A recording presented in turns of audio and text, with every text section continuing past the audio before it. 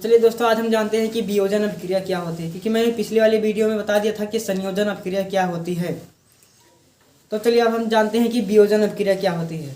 उससे पहले मैं बता देता हूँ कि आप इसका डिफिनेशन लिख सकते हैं कि जब एकल उत्पाद टूटकर दो या दो से अधिक उत्पाद बनाता है तो हो जाता है वियोजन अभिक्रिया। अब इसको यहाँ पर समझ सकते हैं कि जैसे मान लीजिए ये है एक उत्पाद, ये है एक अभिकारक HCl, तो ये एक है ना, ये दोनों मिलकर क्या बना, एक बना ना।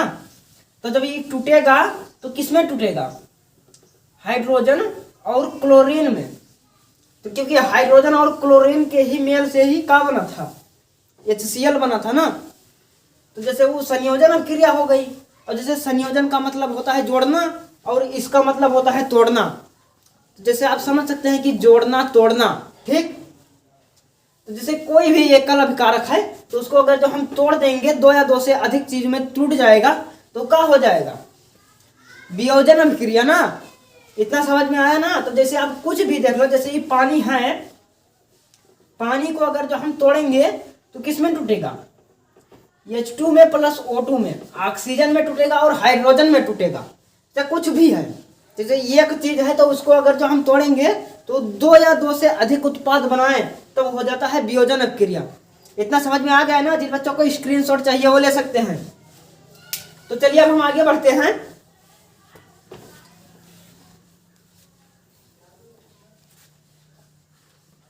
और इसका वियोजन का एक और नाम भी है, अपघटन अभिक्रिया। वियोजन भी मतलब का होता है वही तोड़ना, और अपघटन का भी मतलब ये हो गया। ये वियोजन अभिक्रिया का ही नाम है, वियोजन अभिक्रिया और अपघटन अभिक्रिया, इसका दो नाम है। आजकल का जो बकलोल स्टूडेंट होता है ना, वो दो नाम से जानता सुनता है तभी वो कंफ्यूज हो जाता है। जैसे कभी कभी यहाँ पर ये वियोजन अभिक्रिया नहीं दिया होता है, यहाँ पर अपघटन दिया होता है, तो उसमें कंफ्यूज हो जाता है कि इसका मतलब क्या होता है। अपघटन तो हमको पढ़ाया ही नहीं है, तो मैं बता दूं कि ये अपघटन और वियोजन एक ही होता है, इसमें आप कंफ्यूज नहीं रहे। तो चलिए अब हम अगले टॉपिक के बढ़ते हैं, विस्थापन अभिक्रिया की ओर। तो चलिए मैं बता देता हूं कि विस्थापन अभिक्रिया क्या होती है। विस्थापन अभिक्रिया क्या होती है।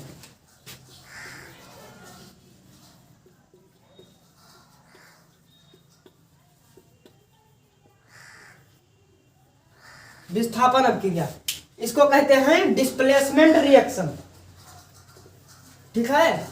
इंग्लिश में इसको क्या कहते हैं, डिस्प्लेसमेंट रिएक्शन।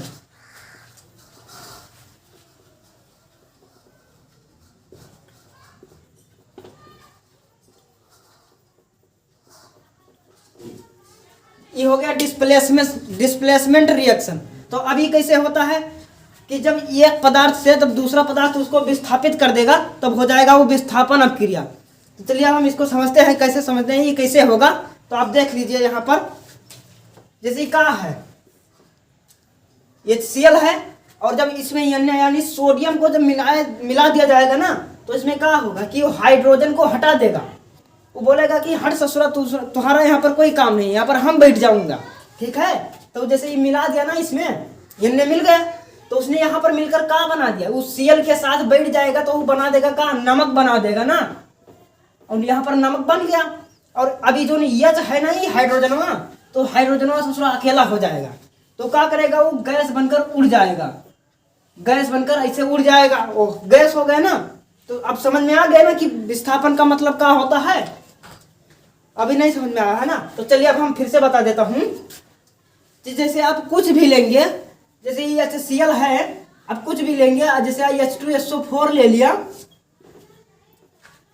H2SO4, तो यहाँ पर क्या बना देगा, जैसे इसमें पोटेशियम के साथ रिएक्शन कराया गया, पोटेशियम, तो क्या करेगा, ये पोटेशियम इसको हटा देगा और हाइड्रोजन को हटाएगा, ठीक है।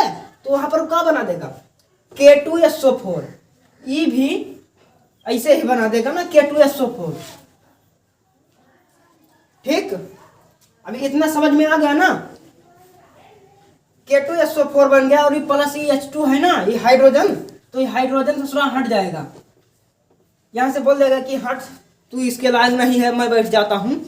तो ये बन गया का पोटेशियम सल्फेट, ठीक है ना।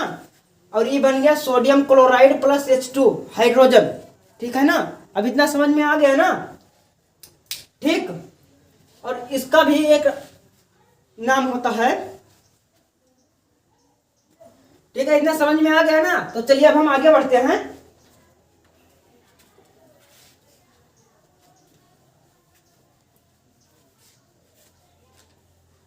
आप कोई भी ले लीजिए, जैसे आप किसी भी लिए, जैसे यहां पर मैंने क्या लिया HNO3। HNO3 ये क्या होता है? नाइट्रिक अम्ल, इसका नाम है नाइट्रिक एसिड। ठीक है, तो इसमें क्या मिलाएंगे? जैसे आप कुछ भी मिला दीजिए, जैसे सोडियम मिला दिया तो ये क्या हो गया? यहां पर बन जाएगा ये ससुरा यहाँ पर Na की जगह ये हटा देगा, हाइड्रोजन को हटा देगा, और हाइड्रोजन की जगह ये Na ससुरा बैठ जाएगा। सोडियम है ना, वो हाइड्रोजन को हटा देगा, तो यहाँ पर बन जाएगा सोडियम नाइट्रेट। ठीक,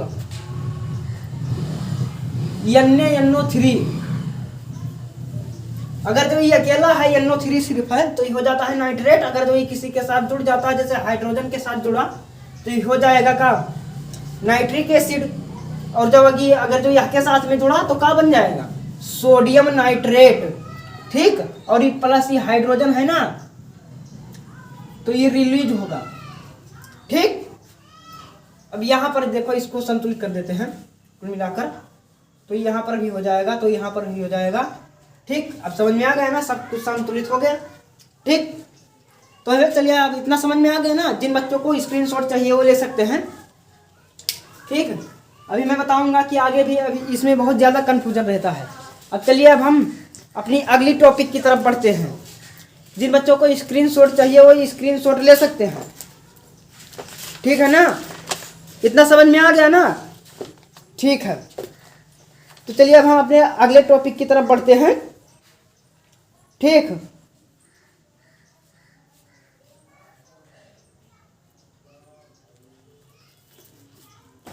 चलिए अब हम अपने अगले टॉपिक की तरफ बढ़ते हैं।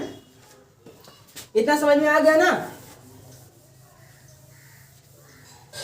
तो हम अगली क्या है ना, अगली अभिक्रिया है द्विविस्थापन अभिक्रिया। अगली अभिक्रिया का नाम है द्विविस्थापन अभिक्रिया। ठीक है, द्विविस्थापन।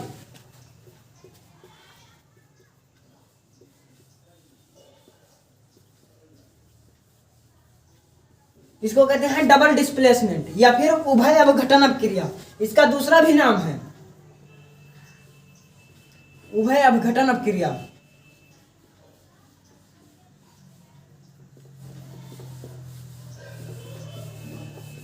और इसको इंग्लिश में कहते हैं डबल डिस्प्लेसमेंट। ये हो गया ना डबल डिस्प्लेसमेंट अभिक्रिया।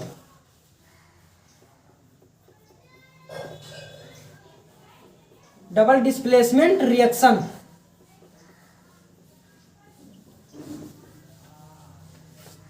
अब चलिए मैं बताता हूं ये कैसे होता है।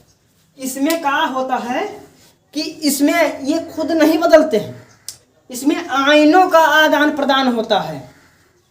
इसमें आयनों का आदान प्रदान होता है, जैसे आप यहां पर देख सकते हैं। लेकिन आयनों का आदान प्रदान होगा तब यहां पर दोनों क्या होंगे? यौगिक होंगे। यौगिक यौगिक के बीच में होता है ये। ठीक है ना, तो जैसे ये मान लीजिए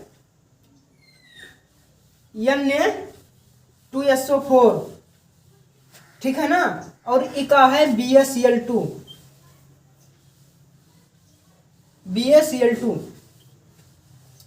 अब इके पास 2 है तो इके पास 4 है, तो इक्का होगा कि इनका आयन यहर का उधर हो जाएगा। ठीक है, ई ससुरा इसके साथ मिल जाएगा और ई है तो ई यह के साथ बैठ जाएगा। ठीक है, इसका नाम है बेरियम। ठीक है, तो ये क्या बना देंगे? जैसे देखो यहाँ पर ये क्या हुआ, जैसे Na हुआ तो Na यहाँ पर बनाएगा NaCl। ये है ना, ये यहाँ पर क्या बन गया? नमक बन गया ना। तो यहाँ पर ई इसके साथ में बैठ गया ना, हो रहा है। अभी देख रहे हो यहाँ पर द्वि विस्थापन हो रहा है, इसके आयनों का आदान प्रदान हो रहा है। और यहाँ पर ये जो आयन है इसके, ये देखो तो यहाँ पर ही बैठ गया ना, जैसे यहाँ पर दो था, यहाँ पर दो था, तो हो गया ना। अब बाकी ई बचा, तो ई ससुरा इसके साथ बैठ जाएगा, SO4 के साथ बैठ जाएगा, तभी क्या बना देगा, BaSO4।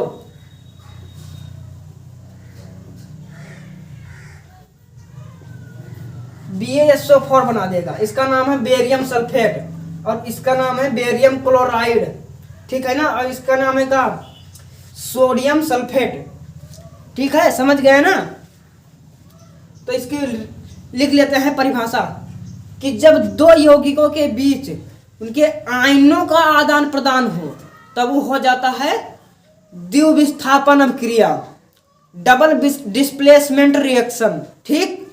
या फिर इसको ऐसा भी कह सकते हैं उभय अपघटन अभिक्रिया, ठीक।